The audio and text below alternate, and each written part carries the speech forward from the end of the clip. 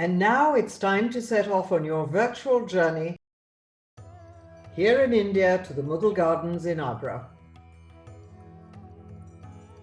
Hello, I'm Amita Baig. I'm the Executive Director of World Monuments Fund India. I've been involved with the World Monuments Fund ever since its very first watch site 25 years ago, so it's wonderful to be here today. We've done great work in India over the years, and the most exciting of these is the work we just completed last year in the study, research and recovery of the Mughal Gardens at Agra, and I'm delighted to share this with you. And we got involved in this project primarily, I think, because through a long association in Agra, we were gravely concerned that Agra, which had once been the capital of the Mughal Empire, it was this incredible city which was larger than Constantinople, more populous than London. It was the center of the universe in the 16th century.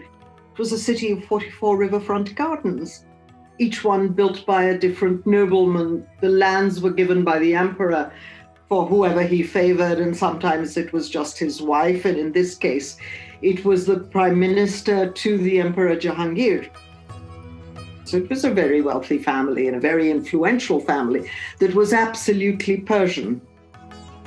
When Itmad-ud-Dawla died, the Emperor Jahangir gave the land then to his daughter Nur Jahan, who built the tomb in honor of her mother first, who died 3 months before her father. It's known as Itmad-ud-Dawla's tomb. But her mother died first, and this enormous undertaking to build this tomb started.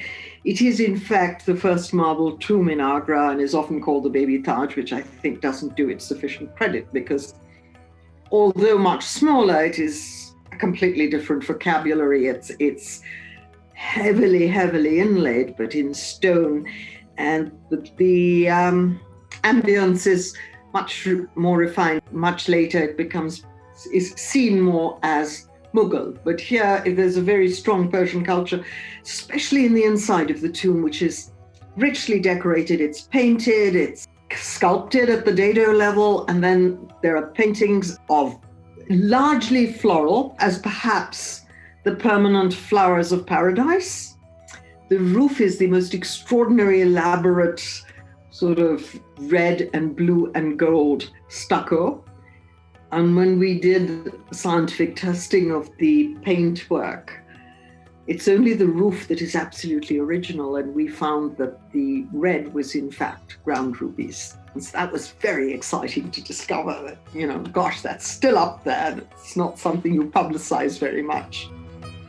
And then, of course, once his tomb is developed, there is the creation of a paradisical garden. And the paradisical gardens must have water, shade, fruit, and fragrance. So you had to cultivate a garden with these 4 elements. So climate change was a huge challenge. When Agra was at its zenith under the Mughals, it was fed by the melting snows of the Himalayas, which was pure, absolute, pure drinking water. And they used this water. It was lifted through a well into the garden. So there's a complicated system of drawing water, and then goes through an aqueduct and is fed into the water channel. So there's always water. There are chadars through which it comes. But then you arrive 400 years later and we think, oh gosh, we have to restore the water system. The water now is putrid. In the first round of planting, it actually killed the plants. It was so rotten, the flowers died. We opted then for an integrated water management system. It was a very complicated process. Fortunately, we found a well at site, so we were able to use the well water, have it treated. It was a fairly expensive system we installed, but it would provide drinking water for the Archaeological Survey of India's office. It would provide drinking water for the tourists. And then the water could be used as well for the visitor facilities, the toilets, and so on. And thereafter, in a final treatment, it would go to the garden.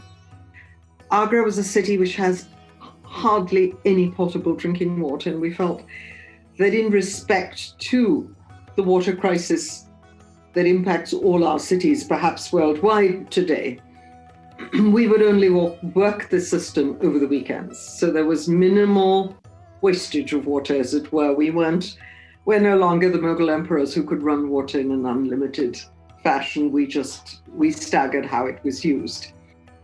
What interested me most of all about the garden is that these walled gardens were oases. They were oasis in a city. They were an oasis in a sense that you had these high walls. They were the height of an elephant with a man on it, so nobody could see in. So it was probably a really luxurious, opulent lifestyle within before it became a tomb. And yet the city of Agra lived on stale well water. So there was this tremendously opulent lifestyle that was completely screened from everyday people. But it was the way things were then, so you look at how it's going to impact the world today. How do we benefit the citizens today? We will recreate an incredible microenvironment, which over time will become a great resource for the citizens, where they will be able to perhaps walk in a cleaner environment, enjoy the fragrance of the garden, and perhaps one day even the fruit from it. All our research work has been installed in an interactive kiosk. So our research, our work, everything we learned here will exist forever in the Interpretation Center. And that's more than just a little satisfying. It's perhaps a wonderful legacy. The most beautiful moment for us was when we inaugurated the site last year, and we arrived just as the caretakers were opening the inner gates. And I said to him as he opened the gate, I said, what is the most satisfying thing for you? And he said, it's the fragrance of the flowers. It's just beautiful. And I think just in him saying that, everything we aspired to was captured.